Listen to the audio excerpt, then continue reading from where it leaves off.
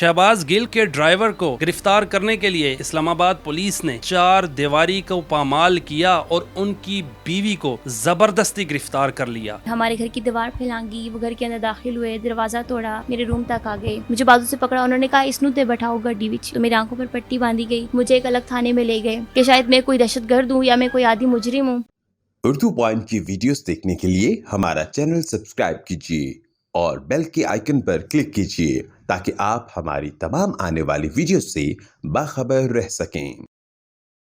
अस्सलाम वालेकुम, आप देख रहे हैं उर्दू पॉइंट। मेरा नाम बिलाल अब्बासी है। नाज़रीन, आज से चंद दिन कबल इस्लामाबाद पुलिस ने साबिक वज़ीर आज़म इमरान खान के chief of staff Shahbaz Gill को बन्नी गाला से गिरफ़्तार कर लिया है। एक तस्वीर सोशल मीडिया पर वायरल होती है जिसने सोशल मीडिया के सारिफीन को झंझोड़ के रख दिया। वो तस्वीर वायरल होती है शहबाज गिल के ड्राइवर इजहार की 11 माह की बच्ची आयत को। शहबाज गिल को तो इस्लामाबाद पुलिस ने गिरफ़्तार कर लिया, लेकिन उनके ड्राइवर को गिरफ़्तार करने के लिए इस्लामाबाद पुलिस ने उनके 4 दीवारी को पामाल किया और उनकी बीवी को ज़बरदस्ती गिरफ़्तार कर लिया।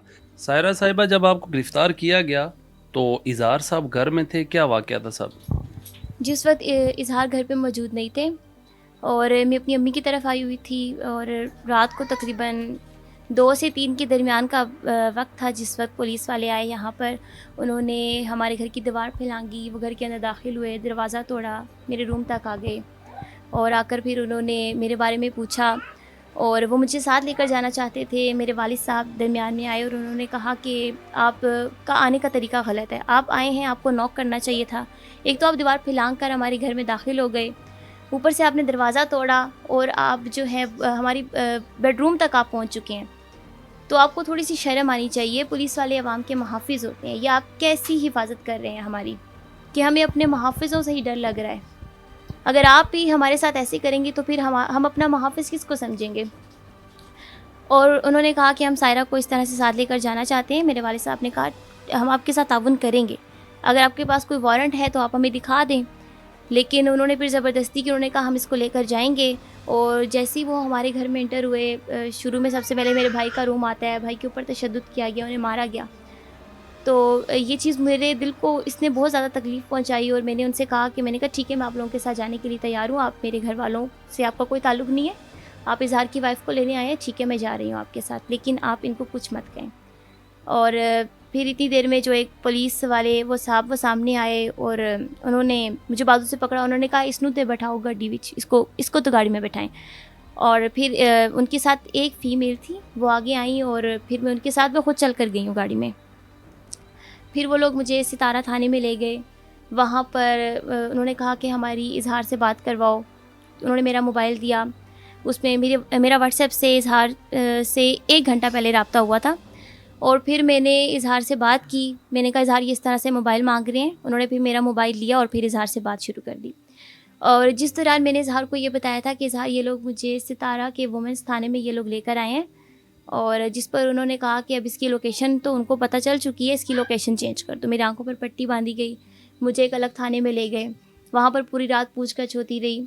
और फिर वहाँ से तकरीबन सुबह 5 से 6 का टाइम था, फिर वो मुझे दोबारा सितारा वुमेंस थाने में लेकर आ गए। और उस वक्त भी मेरी आंखों पर पट्टी थी, इसलिए मुझे सेकंड टाइम मुझे नहीं पता चल सका कि मैं दोबारा उसी थाने में वापस आ रही हूँ। और उसके बाद जब वो मुझे हवालात में लेकर गए, उन्होंने आंखों से पट्टी उतारी, वहाँ पर भी कुछ ख़वातीन थीं जिनको सख्ती से मना कर दिया गया कि इस लड़की के साथ किसी ने बात नहीं करनी, कि शायद मैं कोई दहशतगर्द हूँ या मैं कोई आदि मुजरिम हूँ। मेरे साथ बहुत ज़्यादा गैर इंसानी सलूक किया गया।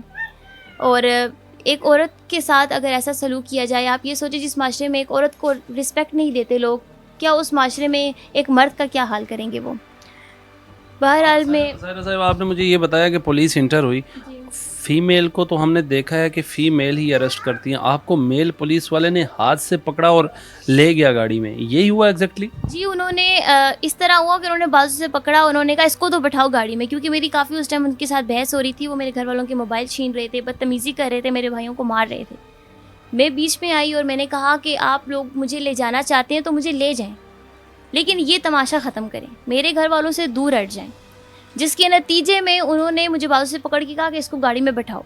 ये बात यहाँ तक हुई है। उसके बाद फ़ीमेल साहिबा मेरे साथ आई, मैं उनके साथ खुद चलकर गाड़ी तक गई हूँ। लेकिन उन्होंने ऐसे भी क्यों किया, उनको इस चीज़ की इजाज़त नहीं है। जब पुलिस ने आपके घर में रेड किया, उनके पास कोई एफआईआर थी आपको गिरफ्तार करने के लिए, या आपके खावंद इजहार को गिरफ्तार करने के लिए आए थे? उनके पास किसी किस्म के भी कोई वारंट नहीं थे। जब वो हमारे घर में आए तो वैसे उन्होंने पूछा कि इजहार कहाँ पर है, इजहार कहाँ पर है। तो उनको पता ये तो इजहार का ससुराल है, यहाँ पर इजहार मौजूद नहीं है। तो फिर उन्होंने कहा कि हम इजहार की वाइफ को लेने आए हैं, इसको साथ लेकर जाएंगे। आपको कह रहे हैं कि इस वजह से गिरफ्तार किया आपने, पुलिस के आगे फिर झगड़ा करने की कोशिश की, मुकाबला करने की कोशिश की, और इस वजह से आपको और आपके भाई को गिरफ्तार किया गया। क्या ये बात सच है? और कितने लोग पुलिस वाले आपको कितनी गाड़ियों में गिरफ्तार करने के लिए आए, एक खातून को? सबसे पहले तो ये जो कहा जा रहा है कि हमने उनके साथ झगड़ा करने की कोशिश की, ये बात बिल्कुल बेबुनियाद है। हमारे घर में उस वक्त सिर्फ 3 मर्द मौजूद थे, जबकि वो काफ़ी पुलिस वाले थे, तकरीबन 25 से 30 होंगे। उनके पास 5 से 6 गाड़ियाँ भी मौजूद थीं, और जितनी तादाद में वो थे, आप खुद इस बात का अंदाज़ा लगा लें कि हम उन पर भारी होंगे या वो हम पर भारी होंगे। तो उन्होंने एक किस्म की गुंडागर्दी करने की कोशिश की, और उसके बाद फिर वो मुझे लेकर गए जब थाने में। मैं सुबह तक खड़ी रही, इंतज़ार करती रही कि मेरी फ़ैमिली में से अब कोई आएगा मुझे लेने के लिए।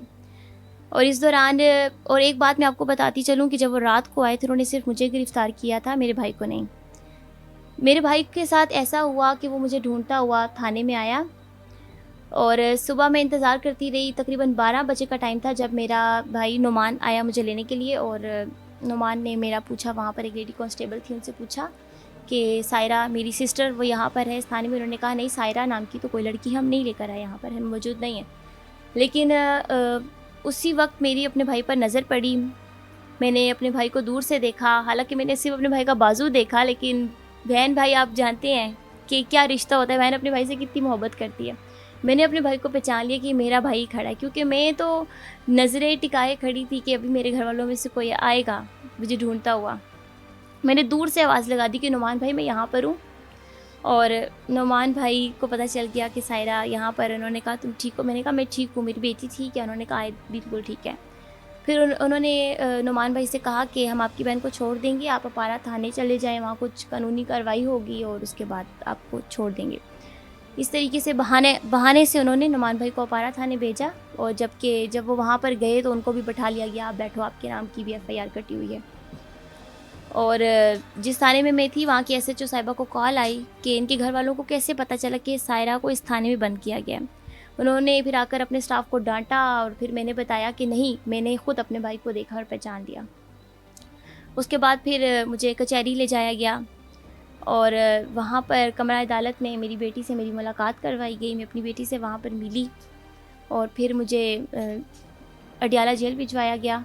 और मेरे लिए वो लम्हा बहुत तकलीफ़ दिया है। मैं समझ रही थी कि शायद मैं अपनी बेटी से दूर जा रही हूँ या मैं दुनिया से दूर जा रही हूँ। आपको पुलिस ने गिरफ्तार किया और आपसे क्या पूछती थी, क्या कह रही थी, उसका मकसद क्या था आपकी गिरफ्तारी का? मेरी गिरफ्तारी का सिर्फ ये मकसद था कि वो जानना चाहते थे कि इजहार कहाँ पर है और शहबाज गिल साहब का मोबाइल कहाँ पर है। वो मुझसे बार बार ये पूछते रहे कि तुम इजहार की वाइफ हो, इजहार के करीब हो, तो तुम्हारे पास शहबाज गिल साहब का मोबाइल होगा। मैंने कहा इजहार मुझसे हर छोटी से छोटी बात शेयर करते हैं, ना तो मेरे पास कोई शहबाज गिल साहब का मोबाइल है और ना ही मेरे हस्बैंड के पास उनका मोबाइल है। लेकिन उनका सवाल बार बार यही था कि अब तुम यहाँ पर हो तो तुम्हारा हस्बैंड तुम्हें ढूंढता हुआ आएगा, तुम तो अब अपने हस्बैंड को नहीं मिलोगी और ना अपनी बच्ची की शक्ल देख सकती हो तुम दोबारा। ये बताएं कि इजहार साहब कहाँ हैं, वो क्यों गायब हो गए हैं, मंजर आम से क्यों छुप गए, उनका क्या मसला था? देखिए, इजहार से जो मेरा आखिरी रब्ता था वो 10 तारीख को हुआ था। उसके बाद से लेके अब तक मेरा इजहार के साथ कोई रब्ता नहीं है।